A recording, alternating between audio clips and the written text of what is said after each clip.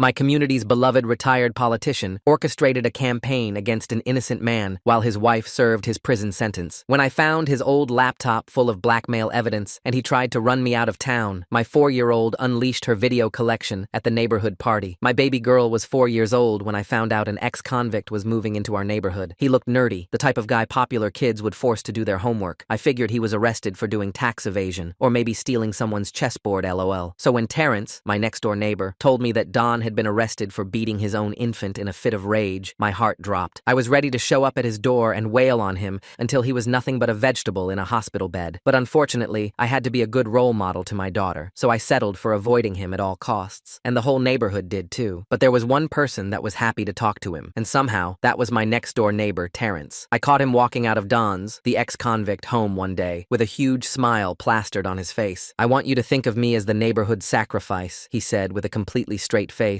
"Everyone deserves a chance at redemption, and I can be that person for him, you know?" Truthfully, I had no idea what the F he was talking about, but I figured that maybe he was just a better person than me, and shrugged it off. But something strange started happening. Every morning I'd see Terrence and Don sitting together in the park, talking like old friends. Meanwhile, Terrence was constantly blowing up the village's WhatsApp group chat about how evil Don was, how we needed to stay away from him at all costs. I figured I couldn't be the only one finding his behavior at least a little strange. So one evening, I texted my daughter's best friend's mom to come over. She lived nearby, and we usually had the same opinions about things. As soon as Liliana sat at the kitchen table, she blurted out, "This is about Don and Terrence, right?" I couldn't even hold back my laughter. Our thoughts were always synced up. "So I know what you're thinking," she continued. And at first I was weirded out. But then someone told me that 10 years ago, Terrence's ex-wife hit their baby to death. I think he's acting out of trauma. Like, maybe he's trying to heal his past wound with forgiveness. Looking back, I knew something was wrong. But Terrence was a retired politician, so it made sense to assume the best intentions. Or so I thought, because that's when we had the parents' night out. You see, every second year, the parents of my daughter's school meet up in the local bar. Nothing crazy ever happens. Just a few beer bottles, cocktails, laughing about how much our kids hate homework. Terrence wasn't even a parent, but the neighborhood loved him so much that he was always invited anyway. But this time was different. He was downing beer after beer, his alcohol breath practically stenching up the entire table. No one was saying anything, just glaring at each other, wondering if his weird behavior was somehow linked to Don. And at around 11 p.m., we got our answer. Everyone was silent when he spoke, his words slurring together. "Guys, you know, Don isn't who you think he is. He was framed by his ex-wife. He didn't actually commit the crime." I furrowed my eyebrows, because earlier that day, Terrence was texting the group chat about how Don was a dangerous unaliver. Luckily, Liliana lightly tapped his arm, so he kept going. "Yeah, so, I have a confession to make. All the stuff I said he did was actually me, and now my ex-wife is rotting in prison for the crimes I committed." He then burst into tears before repeating the words, "I'm sorry," over and over. I swear I thought he was pranking us, but that's when he started wailing about what a horrible person he was, how he had abused his power, and he didn't deserve to live. Soon, I was going to make his wish come true. I stormed out of the bar, slamming the door so hard the windows rattled. My hands were shaking as I fumbled for my car keys. The cool night air hit my face, but did nothing to calm the rage burning through my veins. Terrence had unalived a baby, his own baby, and he'd been walking around our neighborhood like some kind of saint while an innocent man suffered. My phone buzzed. Liliana. I ignored it and started walking toward my car, but she caught up to me in the parking lot. She grabbed my arm and spun me around. Her face was pale, mascara smudged from crying. "Wait," she said, breathing hard. "We need to think about this. We can't just react." I yanked my arm away. "Think about what?" "He confessed. He unalived his baby and framed his wife." I know.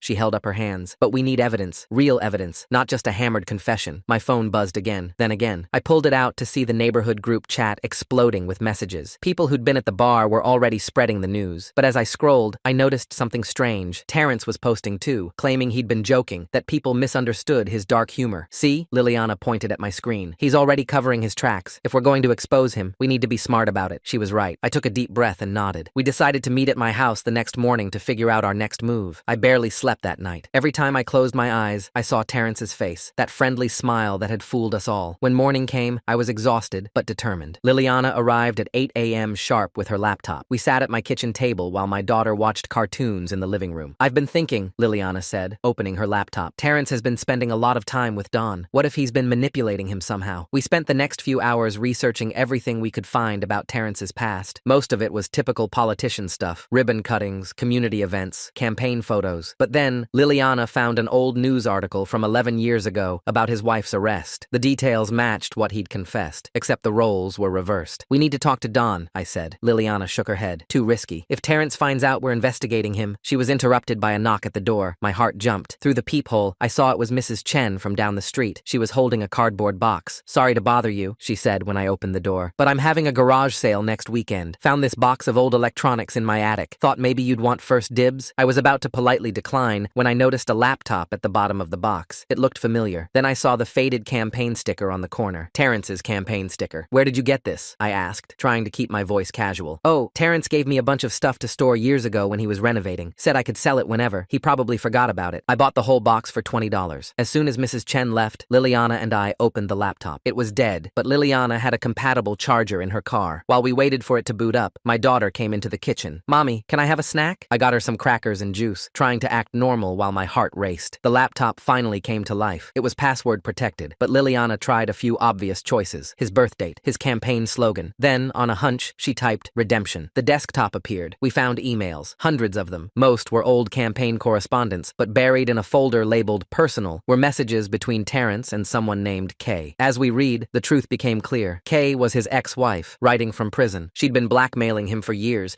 demanding money for her commissary account, or she'd tell authorities what really happened to their baby. "This is it," Liliana whispered. "This is our evidence." I was about to agree when we heard footsteps on my porch. Through the window, I saw Terrence approaching my front door. Liliana slammed the laptop shut and shoved it under some newspapers just as he knocked. "Hide this," I whispered, pushing the laptop toward her. She grabbed it and ducked into the pantry. I opened the door, trying to control my expression. Terrence stood there in his usual khakis and polo shirt, looking concerned. "Hey there," he said. "I wanted to apologize for last night. I had way too much to drink. Said some crazy things. It's okay," I managed. His eyes scanned past me into the house. "Is Liliana here?" I saw her car outside. "She just stopped by to borrow some flour." He nodded slowly, but his eyes kept searching. Then they landed on the box of electronics on my counter. His face changed for just a second before the friendly mask slipped back on. "Well, I should let you get back to your morning, but hey, quick question. Did Mrs. Chen stop by here? She mentioned she was doing a garage sale." My mouth went dry. "No, haven't seen her." He smiled, but it didn't reach his eyes. "Okay, well, if you see her, let her know I'm looking for some old things I stored at her place. Important documents and such." After he left, Liliana emerged from the pantry clutching the laptop. We both knew we were in danger now. Terrence would figure out we had his laptop soon enough. Over the next few days, strange things started happening. I found my mailbox open one morning, though nothing seemed missing. My daughter mentioned seeing Mr. Terrence outside late at night, but when I checked our security camera, that footage was mysteriously corrupted. Then the letters started. Handwritten notes in my mailbox, supposedly from Don, saying he was watching us, that he knew where my daughter went to school. I knew immediately they were fake. The handwriting was too neat, too deliberate. But when I showed them to other neighbors, they believed them. "We need to go to the police," Liliana said when I showed her the latest letter. But when we tried to copy the emails from Terrence's laptop, we discovered they'd been remotely deleted. The laptop was completely wiped. Liliana checked her security camera footage from the night I'd seen Terrence outside. It had been deleted too, replaced with a loop of empty street. "He must have connections from his political days," Liliana said. "Someone at the tech company." Things escalated quickly after that. I got a call from Child Services saying they'd received anonymous reports about my parenting. A social worker showed up unannounced, inspecting my home while my daughter cried, scared and confused. They found nothing wrong, but the visits continued. I started watching Terrence more carefully. Every morning, he still met Don at the park. They'd sit on the same bench, Terrence always bringing 2 cups of coffee. One day, I watched from my car as Don drank his coffee and became increasingly agitated,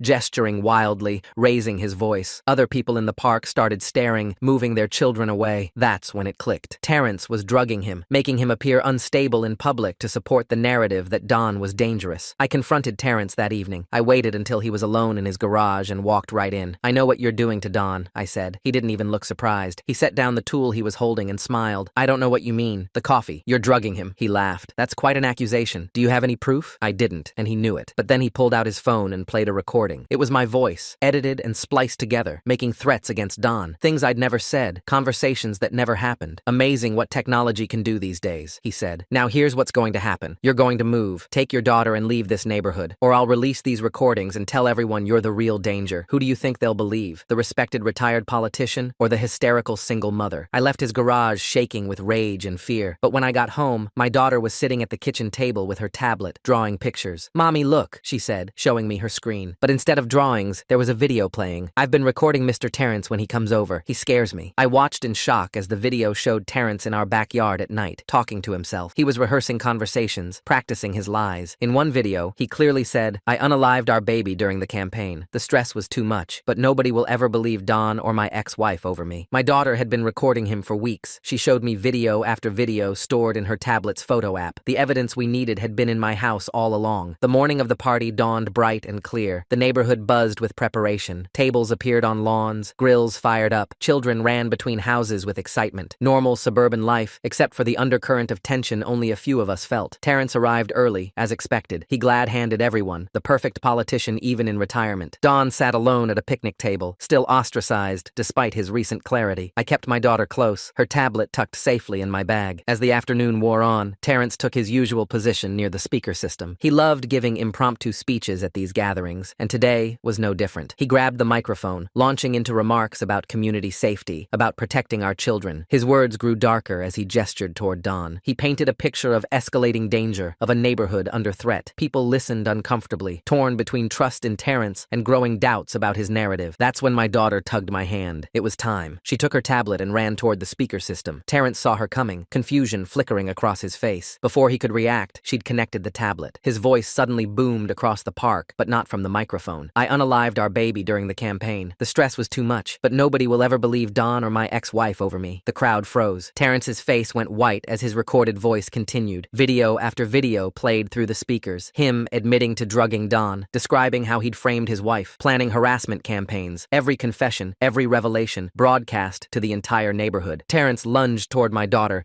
desperate to stop the playback, but in his panic, he tripped over a cooler. The crack of his ankle breaking was audible even over his recorded confessions. He writhed on the ground while the truth continued pouring out. Don stood slowly, his voice strong for the first time in months. He confirmed everything, adding details about Terrence's manipulation, the drugged coffee, the gaslighting, the systematic destruction of his attempts at redemption. Without that morning's dose affecting him, his testimony was clear, credible, devastating. The police arrived to find Terrence still on the ground, surrounded by neighbors who finally saw him clearly. The recordings provided probable cause for immediate arrest. As they led him away, his mask finally slipped completely. The friendly politician was gone, replaced by someone twisted with rage and fear. The investigation that followed uncovered layers of deception spanning years. Financial records showed payments to witnesses. Phone records revealed threatening calls. Former staff members came forward with stories they'd been too frightened to tell before. The house of cards collapsed completely. Terrence's ex-wife was released after 11 years of wrongful imprisonment. Her story made regional news, though we kept the coverage limited to protect everyone's privacy. She reunited with family who'd believed the worst about her, finally vindicated, but forever changed by the injustice. Don left the neighborhood a few months later, seeking a fresh start somewhere his past wouldn't define him. Before leaving, he thanked me, and especially my daughter. Her innocent bravery had saved him from a nightmare of manipulation and false accusations. The neighborhood slowly healed, though scars remained. We'd learned hard lessons about trust, about the dangers of charismatic authority, about looking deeper than surface presentations. The whisper network that had once spread poison now carried more thoughtful conversations about vigilance and verification. My daughter returned to normal 4-year-old life, using her tablet for games and drawings instead of evidence gathering. The nightmares faded as Terrence's presence became just a bad memory. Children are resilient, but I knew this experience had changed us both. Terrence's house stood empty for months before finally selling to a young family who knew nothing of its history. Sometimes I wondered if I should warn them, tell them about the man who'd lived there, but the past was past. They deserved to make their own memories without the shadow of his crimes. Life moved forward, different but not destroyed. We'd survived a master manipulator, exposed a killer hiding behind respectability. The neighborhood was quieter now, more cautious, but also more genuine. The fake friendliness was gone, replaced by real connections forged through shared adversity. I still check my locks twice each night, still position cameras to cover every angle. Some habits born from fear become permanent safeguards, but I no longer jump at shadows or question every interaction. Terrence had tried to poison our lives with suspicion. We'd chosen trust instead, carefully given, but genuine. The coffee shop where Terrence had met Don each morning removed the bench they'd used. Not officially, but it kept breaking, getting vandalized, until they gave up replacing it. The community had its own way of erasing painful memories while keeping important lessons. My daughter once asked if Mr. Terrence was sorry for being mean. I told her some people get so good at pretending that they forget what's real. She seemed satisfied with that explanation, returning to her coloring. The simple wisdom of children often cuts through adult complications. Looking at that empty house now, I felt not triumph, but relief. We'd prevented more victims, saved Don from continued torture, freed an innocent woman from prison. The cost had been high. Friendships strained, security shattered, innocence lost. But justice, however messy, had prevailed. The for sale sign finally came down last week. New owners, new beginning. The neighborhood watched them move in with cautious optimism. We'd learned to look deeper, ask questions, trust, but verify. Terrence's legacy, ironically, was making us better neighbors by showing us the worst. I closed the curtain, done with remembering. My daughter called from the living room, wanting help with a puzzle. Normal life, precious in its simplicity. We'd earned this peace through vigilance and courage, mostly hers, the accidental bravery of a scared child who'd pressed record at the right moments. The new family moved in on a Tuesday. I watched from my window as they carried boxes inside, their young son running around the yard with the same carefree energy my daughter once had. Part of me wanted to warn them, but what would I say? That a killer had lived there? That the friendly, retired politician who'd charmed everyone was actually a monster? They deserved to start fresh. My daughter tugged at my sleeve. She wanted to go introduce herself to the new boy. I hesitated, then nodded. We walked across the lawn together, her small hand in mine. The mother smiled warmly as we approached, introducing herself as Vita. Her husband, McJonathan, waved from the moving truck. "Welcome to the neighborhood," I said, keeping my voice steady. My daughter immediately started chatting with their son about his toy dinosaurs. Normal neighborhood interactions. No hint of the darkness that had touched this place. That evening, Liliana called. Her voice sounded stronger than it had in months. She and her husband were working through their trust issues, attending counseling together. The damage Terrence had caused ran deep, but they were fighting to repair it. She mentioned that several other neighbors were doing the same, quietly dealing with the aftermath of his manipulations. The next morning, I noticed something at the park. The bench where Terrence had met Don every morning had been removed overnight. In its place, someone had planted a small garden, flowers already beginning to bloom. No plaque, no explanation, just beauty where poison had been. My phone buzzed with a text from an unknown number. My heart raced until I read it. Don, letting me know he'd settled into his new town. He'd found work at a local library, was attending support meetings for people wrongly accused of crimes. He thanked me again for believing him when no one else would. Child Services made their final visit that week. The social worker, a kind woman named Alexandra, apologized for the repeated intrusions. She explained that they'd traced all the anonymous reports back to Terrence. My file would be sealed, marked as harassment by a third party. My daughter barely noticed her presence, too busy with her coloring books. I returned to work, trying to establish normalcy. My co-workers had heard pieces of the story, but I kept details minimal. The less said, the better. My boss pulled me aside one afternoon, mentioning that the strange calls about my mental health had stopped. He'd never believed them anyway, he assured me. At the grocery store, I ran into Mrs. Chen. She grabbed my arm gently, tears in her eyes. She apologized for unknowingly storing Terrence's laptop, for being part of his deception even innocently. I told her she'd helped expose him, that her garage sale had been the turning point. She seemed relieved, but still carried guilt. The neighborhood WhatsApp group had gone quiet. People were afraid to post, unsure who to trust. One evening, someone shared a photo of their cat. Then another person posted about a lost bicycle. Slowly, carefully, we were learning to communicate again without Terrence's poison influencing every interaction. My daughter started having playdates again. Other parents, initially hesitant, began accepting invitations. During one gathering, a mother quietly thanked me. She'd always felt something was off about Terrence, but had been too afraid to speak up. His arrest had validated years of unease. I discovered Terrence had been intercepting more than just mail. The local postal worker mentioned that he'd filed several change of address forms for neighbors, redirecting important documents. It took weeks to sort out the mess. Everyone checking credit reports, confirming bank statements hadn't been tampered with. Liliana's teenage son, the one who'd helped with the speaker system, started teaching neighborhood kids about internet safety. He showed them how Terrence had manipulated digital evidence, how to protect their privacy. The lessons were practical, but carried deeper meaning, teaching vigilance without paranoia. One night, my security cameras caught movement. My heart pounded until I realized it was just a raccoon, but the fear lingered. Every shadow could be a threat, every unexpected visitor a potential danger. Terrence was in prison, but his impact remained. The prosecutor called with updates occasionally. Terrence's ex-wife was adjusting to freedom, living with her sister while rebuilding her life. She'd lost 11 years, missed her child's entire life, been branded a baby killer. No amount of justice could restore that time. My daughter asked fewer questions as weeks passed. The tablet she'd used to record Terrence sat unused in a drawer. I'd saved the videos to multiple secure locations, evidence for the trial, but she showed no interest in it anymore. She'd moved on in the way only children can. The neighborhood watch meetings resumed, but with a different tone. Instead of fear-mongering about Don, we discussed actual safety measures, better lighting, communication protocols, how to verify concerning reports before acting on them. We'd learned the danger of blind trust. I found myself checking on Vita and McJonathan occasionally. Not intrusively, just neighborly concern. They seemed to be settling in well, unaware of their home's history. Their son played in the same yard where Terrence had practiced his lies. During a routine pediatrician visit, the doctor mentioned my daughter seemed well-adjusted despite recent events. News had spread even to medical professionals. I kept my response brief, focusing on her resilience rather than the trauma. The empty coffee shop where I'd met Liliana for secret strategy sessions became our regular spot. We met monthly now, not to plan or investigate, but simply to talk, to process what we'd been through, to remind ourselves that we'd survived. Terrence's trial date was set for spring. The prosecutor warned it would be lengthy, complex, complex. His political connections were working to minimize charges, but the evidence was overwhelming. My daughter's videos would be key testimony. She wouldn't have to appear, thankfully. I started sleeping better, though never as soundly as before. Every creak in the house made me alert. Every unexpected knock set my heart racing, but I was functioning, working, raising my daughter, moving forward even if I couldn't move past. The realtor who'd sold Terrence's house mentioned that several potential buyers had backed out after Googling the address. The story had made regional news briefly, but Vida and McJonathan either hadn't searched or hadn't cared. Sometimes ignorance was a blessing. My landlord renewed my lease without question. The anonymous complaints had stopped, and he'd realized they were harassment. He even apologized for considering them, offering a small rent reduction for the trouble. I accepted gratefully. Don sent another message, this time with a photo. Him at his library job, surrounded by books, looking peaceful. He'd joined a book club, was making friends who knew nothing of his past. The fresh start he'd deserved from the beginning. My daughter's preschool removed the supervised pickup requirement. Her teacher apologized profusely, explaining they'd had to follow protocol with the reports. She mentioned my daughter had been drawing pictures of our house with extra locks on the doors. Children process trauma in their own ways. The neighborhood Halloween approached differently that year. People were cautious about decorations, about whose houses to visit. The unspoken agreement was to keep things simple, safe. No one mentioned why, but we all understood. Liliana's marriage survived, though changed. She told me they'd established new boundaries, new communication rules. The trust Terrence had damaged was slowly rebuilding, but the scars remained. She'd stopped apologizing for protecting her marriage during the worst of it. I ran into the bartender from parents' night at the grocery store. He avoided eye contact, quickly changing aisles. Whether Terrence had paid or threatened him into silence, the guilt was evident. Another life touched by manipulation. My daughter made a new friend at the park, a girl whose family had recently moved to the area. Watching them play, I fought the urge to warn the other mother about everyone, to share the neighborhood's dark history. But that was Terrence's legacy talking, spreading fear and suspicion. The antique clock that had given Terrence away was found during the investigation, seized as evidence. Such a small detail that had started his unraveling. He'd been so careful, except for that one sloppy moment, letting me hear its distinctive chime. Winter came early that year. The park where everything had exploded at the block party lay covered in snow. Families still gathered there, but cautiously. The speaker system had been removed, replaced with a simple playground edition. No more impromptu speeches. Terrence's ex-wife reached out through the prosecutor. She wanted to thank me, but understood if I preferred no contact. I sent back a simple message of support. We were connected by trauma, but that didn't mean we needed to remain linked. My daughter turned 5 quietly. Just family, no big party. She didn't ask why, seemed content with cake and presents at home. The innocence that had saved us was slowly returning, though I knew she'd carry memories forever. The investigation revealed more victims, former staff members who'd been threatened into silence, community members who'd questioned Terrence and faced systematic harassment. Our neighborhood wasn't unique in his manipulation, just the place where it finally ended. I started seeing a therapist, though I kept it private. Processing trauma while maintaining strength for my daughter was exhausting. The therapist specialized in victims of psychological manipulation. I wasn't alone in needing help. McJonathan knocked on my door one evening, asking about good contractors. They were renovating the kitchen, making the house truly theirs. I gave him some names, didn't mention that Terrence had used the same ones. Some histories didn't need sharing. The trial began in March. I testified via video link, my daughter's recordings playing for the jury. Terrence sat stone-faced as his own words condemned him. His ex-wife testified in person, 11 years of wrongful imprisonment giving her strength. The verdict came quickly. Guilty on all counts. Life in prison with no possibility of parole. The judge called it one of the most calculated cases of manipulation and abuse of power she'd seen. Justice, finally, though it couldn't undo the damage. Don sent a final message after the verdict. He was engaged now, building a real life. He thanked me one last time, then said he was deleting this number. Moving forward meant letting go of even the positive connections to that dark time.